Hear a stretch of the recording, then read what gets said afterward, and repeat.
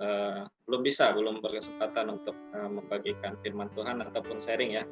Eh, saya kira lebih ke sharing karena untuk firman Tuhan untuk membagikan secara benar barangkali ya, secara benar saya belum mampu sebenarnya, tetapi ya inilah karena Roh Kudus, karena ada kesempatan juga, jadi saya mau mencoba seperti itu.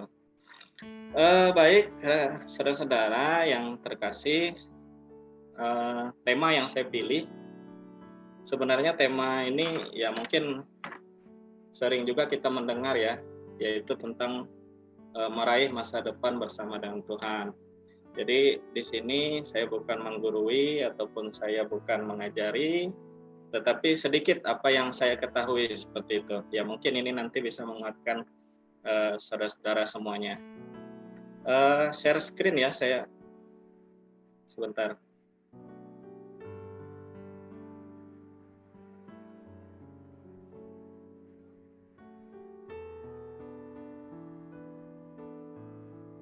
Udah kebaca ya?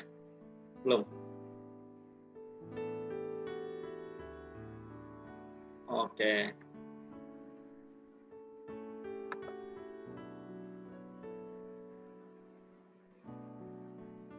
Baik, rekan-rekan, ini di Komsel Virtual Church Brother ini PCB ya, di hari Jumat ini tanggal 9 Oktober 2020. Perkenankan saya, ini lebih ke sharing saja, untuk saya menyampaikan beberapa hal terkait bagaimana sih kita meraih masa depan bersama dengan Tuhan. Kenapa sih harus dengan Tuhan seperti itu? Nanti kita akan sama-sama mempelajari. Ini hal yang umum dulu. Dua hal yang kita ketahui ini secara psikologi ya. Ini bukan menggambarkan semuanya, tetapi pada umumnya kita itu ada yang namanya masa lalu dan masa depan. Ini manusia nih. Jadi sekarang ini masa sekarang. Nah, ada yang namanya masa lalu, ada yang namanya masa depan seperti itu. Untuk masa lalu kita tentu merindukan hal-hal yang baik ya. Hal-hal yang baik, semisal kita udah jarang nih ketemu sama keluarga, udah kumpul gitu, atau Natalan bareng seperti bilang Bro Omen, kumpul lagi nih kayak dulu sama keluarga ya. Jadi rindu hal-hal yang bagus, hal-hal yang indah, tentunya ya bersama orang-orang yang dikasihi. Terus yang untuk masa depannya, masa depan ini sebenarnya ada beberapa juga, tetapi di dalam tema kita pada malam hari ini, saya lebih ke arah khawatirnya. Khawatir kenapa? Khawatir bagaimana sih? Karena tema kita masa depannya. Seperti apa sih masa depan kita? Seperti itu. Apakah baik nantinya? Ataukah gimana? Tentu kita berpikir 2-3 tahun nanti, atau 5 tahun, atau 10 tahun nanti, saya seperti apa? Seperti itu. Tentu secara manusia, kita ada khawatir. Itu saya kira lumrah, dan itu wajar. Ya memang keadaan kita sekarang ya baik-baik saja, oke. Tetapi kita tidak bisa menyembunyikan juga kekhawatiran kita. Siapa yang tahu dengan keadaan kita 5 menit ke depan, 1 jam ke depan, atau besok, gimana sih keadaan kita? Semacam pandemi, kita nggak tahu dulu itu. Kok ada bencana pandemi virus corona seperti itu? Siapa yang tahu kan masa depan kita? Perekonomian siapa yang tahu coba? Nah, inilah kenapa saya tulis di sini lebih ke khawatirnya gitu. Karena tema kita meraih masa depan bersama dengan Tuhan. Itu selanjutnya ini ada beberapa sebenarnya kekeliruan, kesalahan yang dibuat oleh manusia seperti itu terkait dengan masa depannya ya. Ini hal yang sering juga kita lalui. Yang pertama itu membuat perencanaan tanpa melibatkan Tuhan. Sebenarnya kita manusia ataupun kita yang ada di sini saja, nggak usah jauh-jauh. Saya saya yakin semuanya memiliki perencanaan di dalam masa depannya, planningnya. Seperti Bro Suen tadi, perencanaannya, saya akan mengerjakan ini.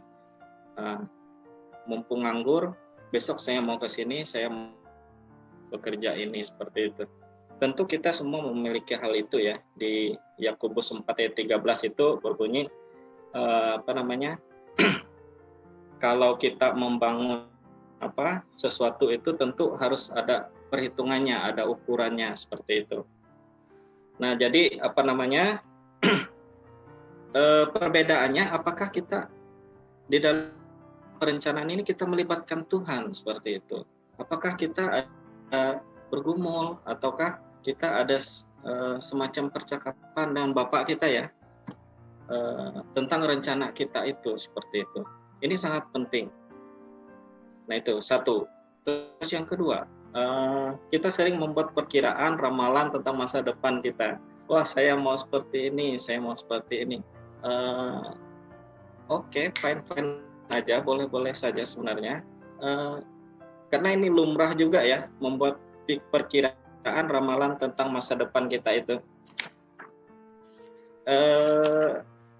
Tapi itu membuat kita berandai-andai, ataupun kita terkadang menghayal sesuatu yang di luar kemampuan kita.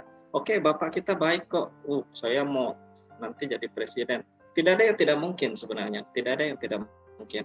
Siapa tahu nasib Bro Suen, Bro Robert, atau Bro Slamet nanti 5 tahun ke depan atau 10 tahun ke depan gitu. Kita kan tidak tahu gitu. Tidak ada yang mustahil juga bagi Bapak, seperti itu. Nah, itu di Yakobus 4 ayat 14 ya, sama 16 ya. Nah, ini. Oke. Yang ketiga, kita kadang menunda berbuat kebaikan gitu. Menunda buat kebaikan, maksudnya seperti ini. Kita ada kesempatan untuk berbuat baik. Nah, itu. Berbuat baik. Sebentar ya.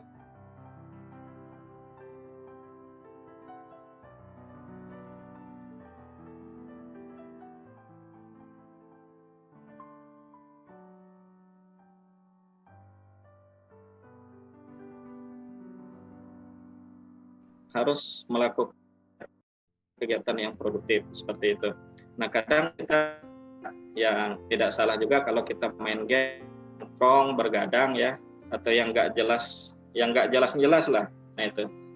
Kalau main game sih saya pikir tidak masalah, tetapi kadang game ini ya kita tahu, kita pernah kuliah dulu, apalagi kalau main PS, yaitu kadang suka lupa waktu, seperti itu. Itu yang dimaksudkan tadi, yang terkadang kita menunda-nunda hal-hal yang baik, seperti itu. Terus kita menginvestasikannya waktu kita melakukan hal-hal yang bermanfaat pada diri kita. Nah, itu ada 3.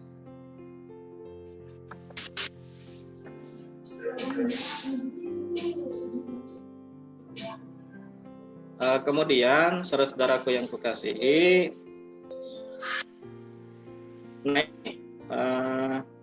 ada beberapa poin. Ini yang kedua, kenapa kita harus menghadapi masa depan bersama. Nah, itu. Yang pertama, tentu karena Tuhan tahu apa yang akan terjadi di masa depan. Kita sebagai manusia kan kadang nggak ngerti gimana sih masa depan kita. Siapa yang tahu coba, seperti yang saya sampaikan tadi. Tetapi Tuhan, Bapak kita itu dia memahami, mengerti sekali bagaimana masa depan kita, seperti itu. Yang kedua, karena hidup kita ini singkat seperti uap yang sebentar saja kelihatan lalu lenyap. Yaitu kadang kita ini ya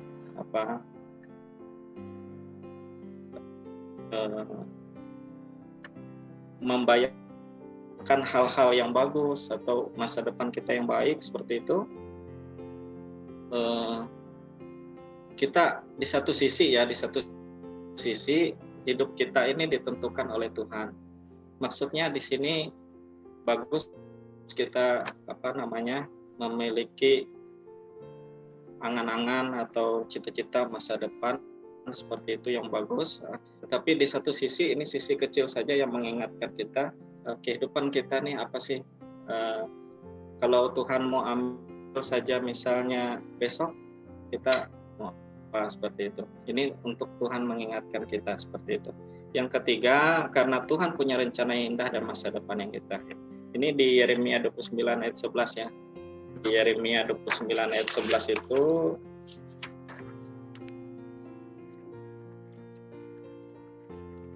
ini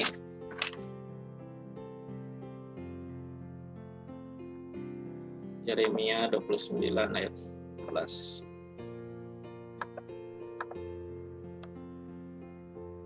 Ini bagus nih firman Tuhannya. Yeremia 29 ayat 11. Karena aku mengetahui rancangan itu. Iya. Saya kebetulan nggak bawa Alkitab. Mengetahui rancangan-rancangan yang baik terhadap kita gitu. Tuhan punya rencana yang indah buat masa depan kita. Nah, rancangan damai sejahtera. Nah, rancangan damai sejahtera itu keselamatan, kemakmuran, kesehatan, kedamaian dan kesejahteraan, bukan kecelakaan. Kecelakaan ini di sini adalah penderitaan, kecelakaan, bencana atau terluka ataupun stressing ataupun keadaan-keadaan lainnya. Terus dia akan memberikan kita hari depan yang penuh harapan. Hari depan yang penuh harapan ini berarti sesuatu yang kita rindukan, Jadi masa depan kita itu akhirnya nanti Tuhan akhirnya memberikan segala sesuatu yang kita rindukan gitu. Nah itu yang di Yeremia 29 ayat 11 ya. Kemudian yang keempat, karena Tuhan menyertai setiap langkah hidup kita. Nah di sini di Ibrani 13 ayat 5, intinya adalah karena Dia setia maka kita tidak perlu takut menjalani masa depan kita. Kita yakin Bapak kita yang sungguh baik, yang sangat baik itu, Dia akan menyertai setiap langkah-langkah kita gitu. Apa bedanya kita dengan orang-orang di luar yang non-Kristen ya terutama. Mereka sukses kok, bisa sukses juga mereka. Tetapi apa yang membedakan ya ini, kita memiliki Tuhan yang dahsyat, Bapa yang baik, yang sekali-kali tidak akan pernah meninggalkan kita dan sekali-kali tidak akan pernah membiarkan kita. Dia tidak membiarkan kita berjalan sendirian seperti itu. Kita selalu dituntunnya. Nah itu kenapa kita menghadapi masa depan harus bersama Tuhan seperti itu. Kemudian next. Nah, yang selanjutnya, mengapa harus dalam perencanaan masa depan? Seperti yang saya sampaikan tadi dan kita dengar bersama, karena kita tidak tahu apa yang terjadi besok. Manusia hanya tahu apa yang terjadi pada masa lalu dan masa kini, masa depan hanya Tuhan yang tahu. Iblis pun tidak tahu akan hari esok. Kita harus percaya bahwa hanya Tuhan, hanya Bapa kita yang mengetahui akan masa depan kita, seperti itu. Ini yang sangat penting. Artinya kita sebagai manusia harus kita menyerahkan diri kita di dalam tangan pimpinan kasih Tuhan. Terus yang kedua, karena hidup kita sangat singkat ya, seperti uap yang sebentar saja kelihatan lalu lenyap. Alkitab mengatakan jarak antara hidup dan mati hanya selangkah, itu di 1 Samuel 20 ayat 3. Tetapi jika Tuhan beserta, dari mulut maupun Dia bisa selamatkan kita. Sekali lagi, ini membuktikan bahwa ini kuasa Tuhan ya, kuasa Tuhan di dalam kehidupan kita. Jadi manusia boleh berencana, manusia boleh memiliki planning, angan-angan yang baik di dalam masa depannya, tetapi kita harus melibatkan Tuhan di dalam setiap perencanaan kita. Baik, saya sampai di penghujung, ini kesimpulannya, nanti saya ini lebih ke sharing ya, nanti teman-teman yang lain bisa menyempurnakan, banyak pastor-pastor senior di sini. Jadi kesimpulannya yang pertama, janganlah hendaknya khawatir. Kita tidak usah khawatir tentang masa depan kita. seperti yang saya sampaikan pada awal tadi, masa depan lebih ke khawatirnya. Walaupun kita mempunyai keyakinan ya, karena kita punya Bapak yang baik, tetapi sekali lagi kita tidak bisa menyembunyikan sisi kemanusiaan kita tentunya ada khawatir seperti itu. Nah, di sini saya buat kesimpulannya, janganlah hendaknya kamu khawatir tentang apapun juga, tetapi nyatakanlah dalam segala hal keinginanmu kepada Allah dalam doa dan permohonan dengan ucapan syukur. Nah, itu ada di Filipi 4 ayat 6. Yang kedua, Tuhan menghendaki agar kita menjadi orang Kristen yang kuat, dapat terbang sebagai burung Raja Bali. Tentu di dalam kita menggapai masa depan, menggapai cita-cita kita, tentu ini butuh perjuangan ya. Tentu tidak mudah, nanti jatuh bangun itu pasti. Tetapi bagaimana kita memandang masalah, memandang tantangan-tantangan ini seperti apa, dan kita menyerahkan diri kita kepada Tuhan, dan kita minta kekuatan dan Tuhan. Kita bisa melewati itu seperti burung Raja Wali yang terbang tinggi mengatasi badai ya. Kita tahu burung Raja Wali ini kan burung yang kuat, walaupun diterpa angin keras dia tetap bisa terbang tinggi seperti itu. Di Yesaya 40 ayat 28-31. Yang ketiga, yang terakhir, karena hanya dengan menjadi orang Kristen yang kuatlah, maka kita akan menikmati berkat yang terbaik. Itu sebabnya Tuhan melatih kita. Itu di Ulangan 32 ayat 9-14.